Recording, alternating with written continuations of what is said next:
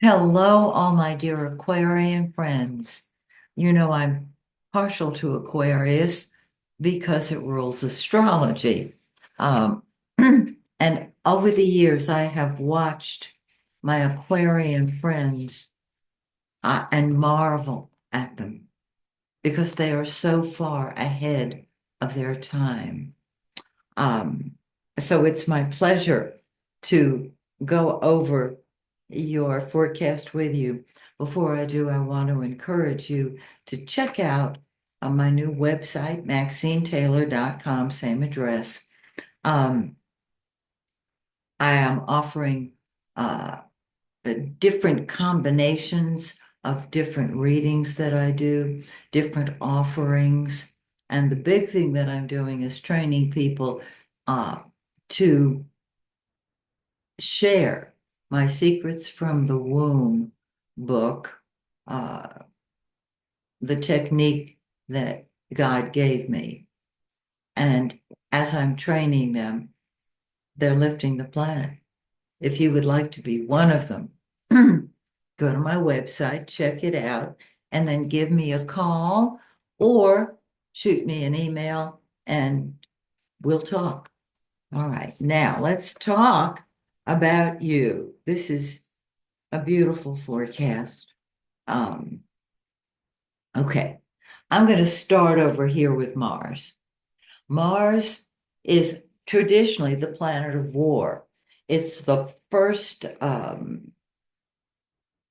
it's hard to describe, except it will fight for you or fight with you. It needs a fight of some sort.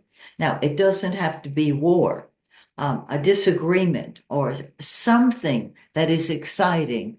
I say, play hockey, do that. It'll get rid of a lot of pent-up emotion. With Mars retrograde, it's a whole different story. Instead of being out front and telling it like it is and running after stuff, Mars, when it's retrograde, it's like it flatlines.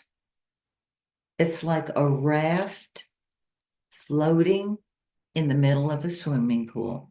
Nothing is going on. And it hasn't gone on for a while because Mars has been retrograde for a while.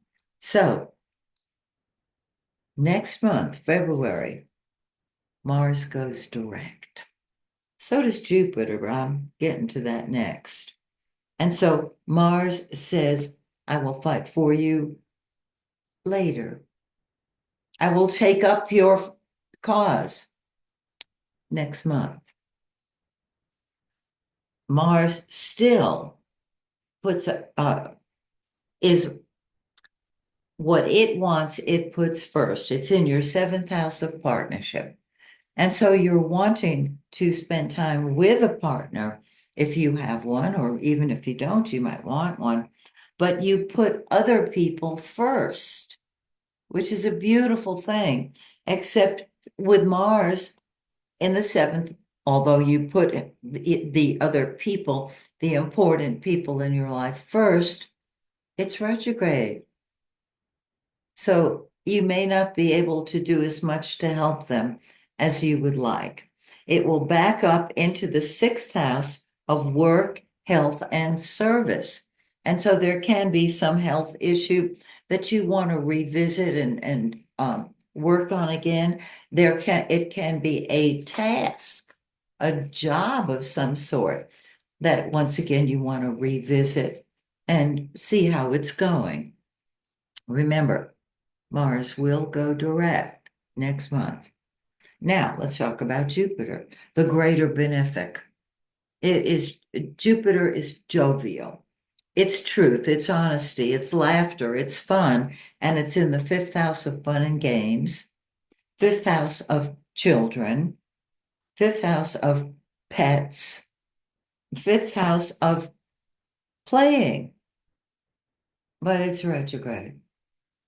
And so there can be hopefully a tying up of loose ends.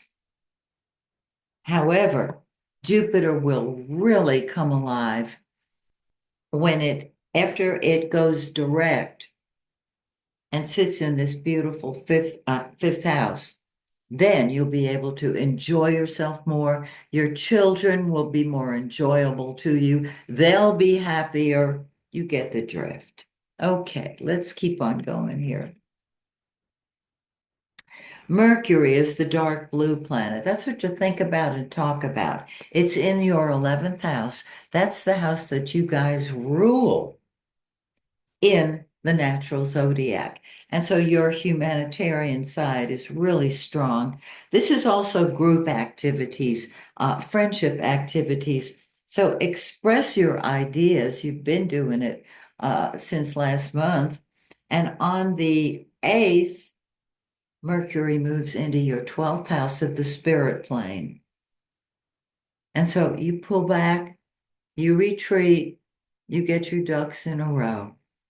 There's not as much talking as there is thinking. And then on the 28th, Mercury moves into your first house, and you're probably thinking a mile a minute and even talking a mile a minute. However, did you notice the sun, the yellow planet, is right on that pathway also? The sun is the center of your personal solar system. And so it's in the 12th house of behind the scenes activities, and you want to be alone. You're fine alone. You're a loner. You're not lonely. You're just alone, a loner. And so the sun is in your 12th house of the spirit world, which means write down your dreams, ask your spirit guides to speak to you. You get the drift. On the 19th, the sun moves into your first house, and you're saying, I'm doing what I want my way.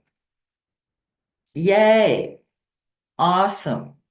You will act alone and do your thing your way.